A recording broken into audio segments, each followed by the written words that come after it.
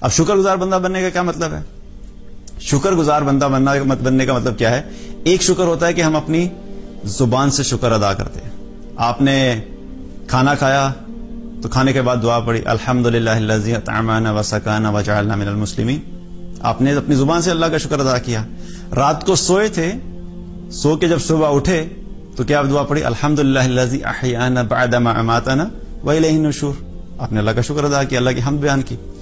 تو کتنے ہی ایسے کام ہوتے ہیں جن میں ہم مستقل اللہ کا شکر ادا کر رہے ہوتے ہیں. آپ نے کسی چیز کو حاصل کرنے کی کوشش کر رہے تھے, آپ نے کہیں پہ سی وی دیا ہوا تھا اور آپ جاب کے لیے ایکسپیکٹ کر دیں گے کہ جاب کی کال آ جائے گی, یا آپ نے کوئی بزنس سٹارٹ کیا تھا, اس میں پروفٹ نہیں ہو رہا تھا, آپ کو پروفٹ کی خبر آ گئی.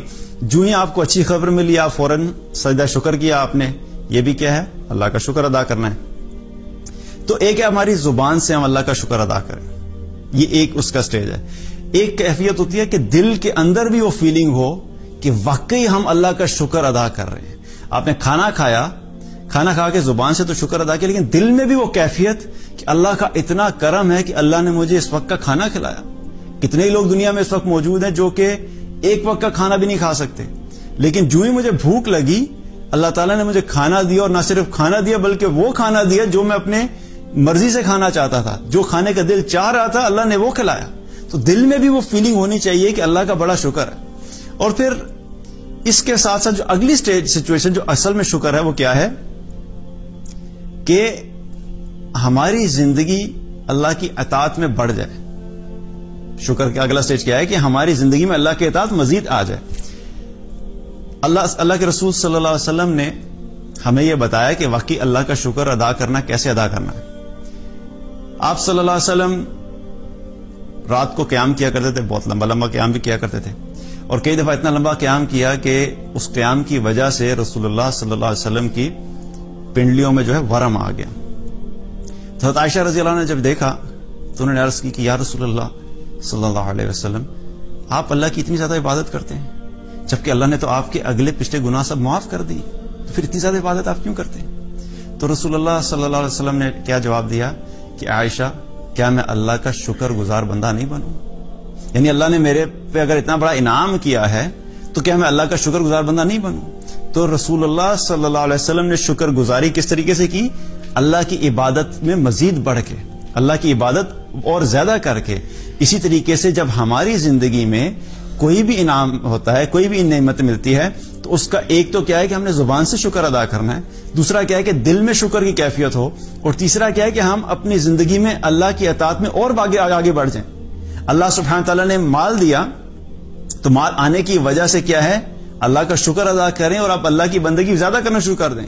پہلے اگر نماز میں صرف فرض پڑھتے تھے تو آپ کمٹمنٹ کریں کہ اب میں سنت نماز بھی پڑھا کروں گا, اور اگر فرض اور سنت پڑھتے تھے نوافل پڑھنا شروع کر دیں, اور اگر قرآن نہیں پڑھتے تھے قرآن پڑھنا شروع کر دیں. پہلے لوگوں کا خیال نہیں کرتے تھے, صدقہ نہیں کرتے تھے, اب صدقہ کرنا شروع کر دیں. اگر پہلے صدقہ کرتے تھے اب صدقے کو مزید بڑھا دیں. تو کیا ہے کہ ہم نے جو ہماری زندگی میں اللہ کی نعمتیں ہمیں نظر آتی ہیں تو ہمیں اللہ کی اطاعت میں مزید آگے بڑھنا چاہیے. اور اکثر ہوتا کیا ہے کہ اس کے اپوزٹ چل رہا ہوتا ہے. جب ہم مشکل میں ہوتے ہیں, مصیبت میں ہوتے ہیں, کوئی پریشانی ہوتی ہے, مالی تنگی آتی ہے, تو کیا ہوتا ہے ہم اللہ کے ساتھ اللہ سبحانہ تعالیٰ سے دعائیں کرتے ہیں, یا اللہ ہمیں اس مصیبت سے نکال دے, یا اللہ اس مالی تنگی کو دور کر دے, یا اللہ میرے مال میں برکت عطا فرما دے. اللہ سبحانہ تعالیٰ جو دعا سن لیتا ہے, مال میں برکت مل گئی, مال آنا شروع ہو گیا.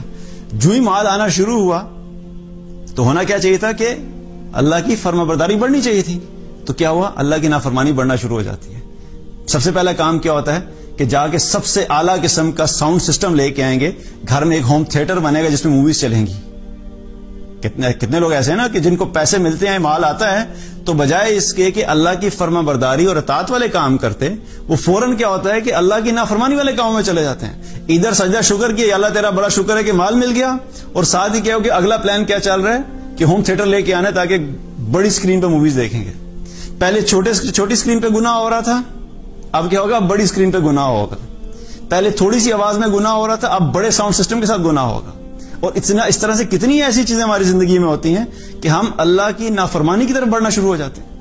تو جب اللہ نے ہمیں نعمتیں دی ہیں تو پہلا کیا کام کرنا ہے کہ اللہ کی سبحانہ تعالیٰ کی شکر گزاری کرنی ہے. اور شکر گزاری میں ایک چیز بہت اہم ہے کہ